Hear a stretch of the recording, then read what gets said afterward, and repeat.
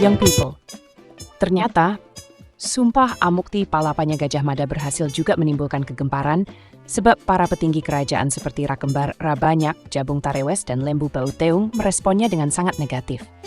Saat itu Gajah Mada ditertawakan dan diolok-olok karena ucapan sumpah Amukti Palapanya. Dan dengan sangat geram sekali Gajah Mada pergi meninggalkan Paseban dan terus menghadap Batara Kahuripan, yang tidak lain adalah Ratu Tripuana Tunggadewi. Gajah Mada yang sudah bergelar Mahapati berharap Arya Tadah atau Empu Kewes dapat membantunya, seperti janjinya yang akan membantu Gajah Mada jika dalam kesulitan. Tapi, yang Gajah Mada tidak sadari, ternyata si Arya Tadah alias Empu Kewes tuh ikut mentertawakan program politik Gajah Mada juga. Sebenarnya Arya Tadah alias Empu Kewes itu gak rela kalau Gajah Mada menjadi Patih Amangkubumi, sebagai penggantinya dikiranya cuma sebagai patih saja. Nah, young people, Gajah Mada melaksanakan politik penyatuan Nuswantara itu selama 20 tahun, yakni antara tahun 1336 sampai 1357, Yang isi program politiknya ialah menundukkan negara-negara di luar wilayah Majapahit, terutama negara-negara di seberang lautan, yakni Gurun alias Lombok di NTB, Seram, Tanjung Pura alias Kalimantan Haru alias Sumatera Utara, Pahang di Malaysia sekarang, Dompo alias Bali, Palembang dengan kerajaan Sriwijayanya, dan Tumasik alias Singapura sekarang. Bahkan dalam kitab Nagara Kertagama Pupuh 13 dan 16, ternyata nama-nama negara yang disebutkan jauh lebih banyak daripada yang dinyatakan dalam Sumpah Amukti Palapa atau Sumpah Nuswantara. Young people, memang Gajah Mada hampir berhasil menaklukkan Nuswantara, meski sejumlah pendapat meragukan. Dengan dibantu oleh Laksamana Nala, kemudian kampanye Gajah Mada dimulai deh. Penaklukannya dengan pasukan laut ke daerah Swarnabhumi atau Sumatera tahun 1339-1339, kemudian Pulau Bintan, Semenanjung Malaka atau Malaysia, dan Tumasik atau Singapura sekarang, kemudian di tahun 1343.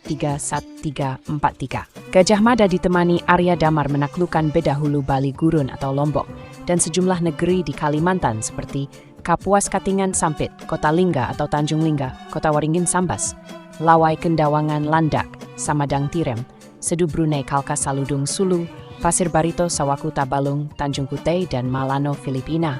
Young people, ketika putra dari Rani atau Ratu Tribuana Tunggadewi menjadi Prabu atau Raja, yaitu Hayam Wuruk, yang bergelar Maharaja Sri Raja Sanagara, di tahun 1350 sampai 1389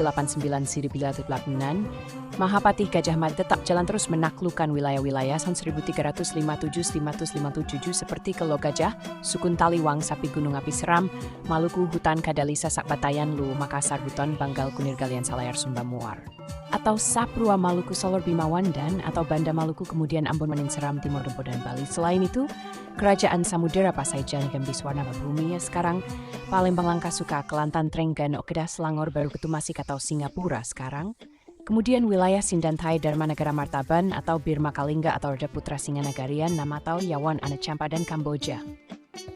Tapi young people, ada dua wilayah di Pulau Jawa yang terbebas dari invasi Majapahit saat itu, yaitu Pulau Madura dan Kerajaan Sunda.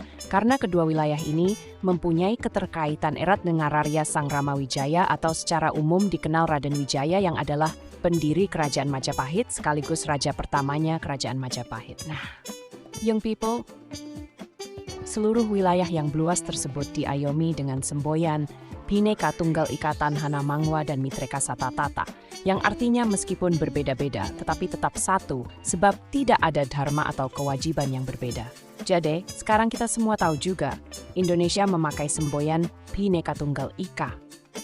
Meneruskan apa yang sudah lebih dahulu digunakan di Kerajaan Majapahit di masa pemerintahan Maharaja Sri Raja Sanagara Hayam Wuruk dengan Mahapati atau Perdana Menterinya yang hebat luar biasa bernama Gajah Mada. Pasti ada yang bertanya kan gimana caranya Gajah Mada bisa sesombong itu, bulat benar untuk menyatukan Nuswantara.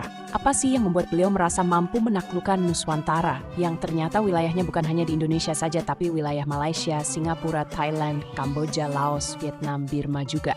Nah, akan kita bahas di episode berikutnya.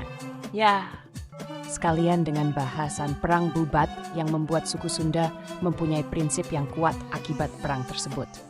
Lantas, benarkah jika Madagaskar termasuk wilayah yang diinvasi oleh pasukan kerajaan Majapahit dengan Mahapati Gajah Madanya juga? Nah, itu akan Kota bahas pada inti kisah Road to I September 2025 di episode yang berikutnya. Ya, Young People, semakin seru kan? So, Young People, Kota jumpa temu di episode kelima ya. Tabik!